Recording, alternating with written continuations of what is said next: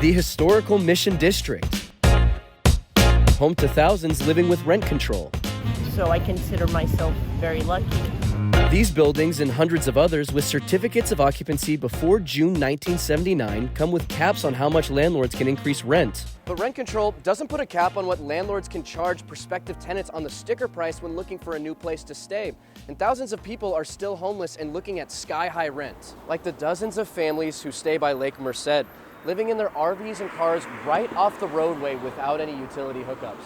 I love San Francisco, but how do you pay the rent, the $3,000? You need to pay insurance for the car, you need to pay the gasoline, the food, everything. It's just hard to make it these days, you know. Philip Hyatt has lived in California for over 4 decades and had a rent-controlled apartment for over 23 years while working as a bartender and professional mover, until he couldn't afford his rent increase 5 years ago, and now finds himself at 62 years old, retired and homeless at Lake Merced without any running water or plumbing. I just have a high school education, you know, so it's not like I can just get jobs anywhere. Rent increases under rent control are tied to inflation. San Francisco's inflation last month was much higher than when Hyatt's landlord evicted him 5 years ago. And last February, it was at its highest mark since 2001. Every year, this guy off $300, $300, $300. 2007, I pay $1,200 for 2 bed. For the end of the 2020, I pay around $2,600.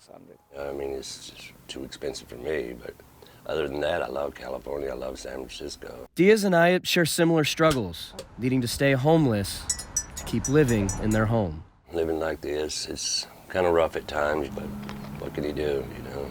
While he searches for the increasingly rare low-rent find, his 2 companions keep him going. I would not be able to make it without my 2 dogs. They're my babies. In San Francisco, Bradley Davis for the Hearst Journalism Awards.